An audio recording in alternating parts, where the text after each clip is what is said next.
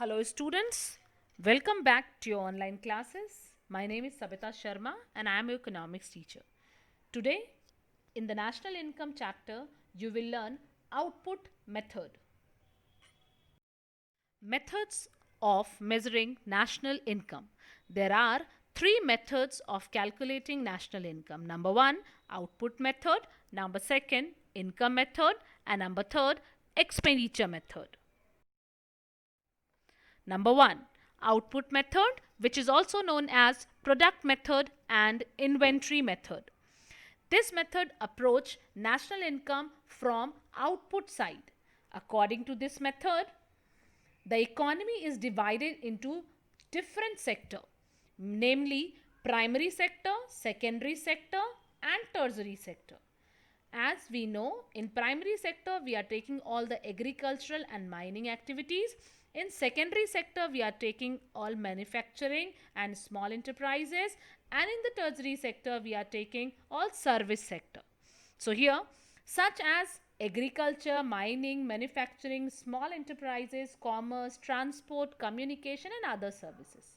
So the output or product method is followed either by valuing all final goods and services produced during a year at their market price, or by adding up all the values at each higher stage of production until this product turn into the final product, because we added only the value of final product.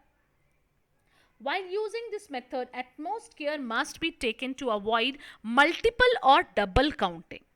To avoid double counting, this method suggests two alternative approach for measuring GNP, gross national product. Final goods approach, or which is also termed as the final product approach. Final goods are those goods which are ready for final consumption.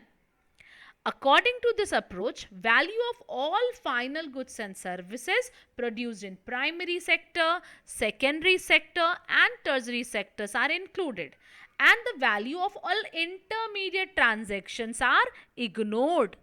Intermediate goods are involved in the process of producing final goods.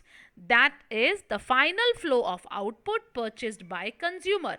Hence, the value of final output includes the value of intermediate product. For example, the price of bread includes the cost of wheat, making of flour, etc. Wheat and flour are both intermediate goods. Their value are paid up during the process of production. So, in the value of final product, that is bread, the value of intermediate goods are already added.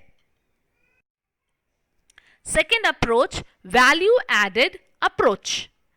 According to this approach, the value added at each stage of production process is included. The difference between value of final output and input at each stage of production is called value added. Thus, GNP is obtained as the sum total of value added at all the different stages of production process till the final output is reached in the hand of the consumer. To meet the final demand, this can be illustrated with the help of following table. For example, here they are making a shirt. So for making a shirt, they have to buy first cotton. So while taking a cotton, the value of output is 150. Here first they are assuming the input charge is 0. That's why value added is value of output minus input. So 150 minus 0 is equal to 150.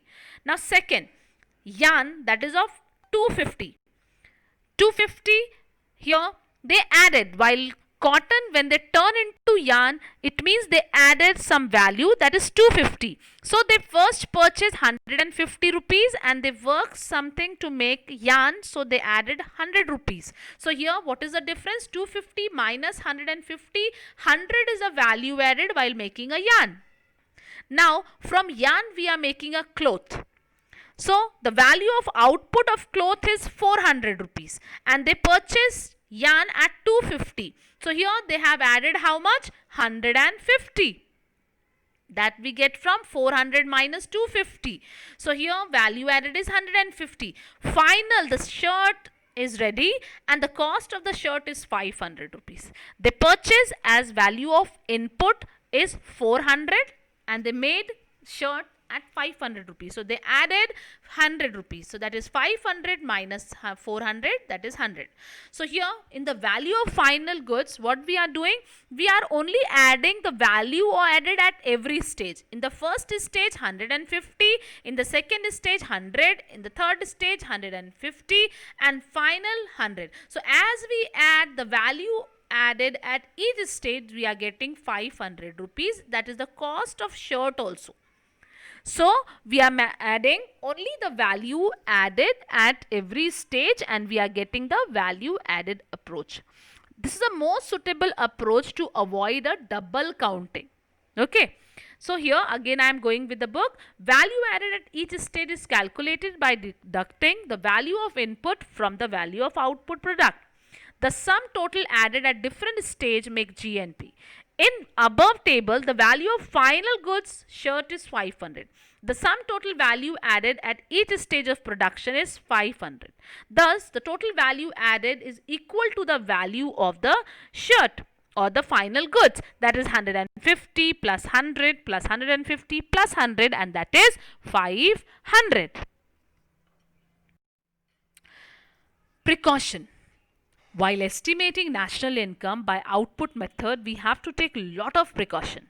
Number one, to avoid double counting, only the value of final goods and services must be taken into account. Number two, goods used for self-consumption. As we know, the goods which is used for self-consumption is not included in the national income, but the imputed value, some value is there.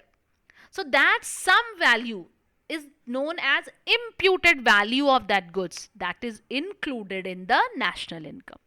Indirect tax, while measuring national income at market price, indirect tax is added and subsidy is deducted. But when you measure national income at factor cost, in that condition, indirect tax is subtracted and subsidy is added. While evaluating output, change in the price level between different year must be taken into account. Value of export should be added, whereas value of import should be deducted. Depreciation. When you measure national income at net, depreciation is not included. Sale and purchase of second-hand goods should not be included in the national income because they are not the part and parcel of the current year. So, output method is widely used in underdeveloped country. However, it is less reliable because the margin of error is very high. In India, this method is applied to agriculture, mining, manufacturing, including handicraft. But it is not applicable for transport, commerce and communication sector in India. Thank you.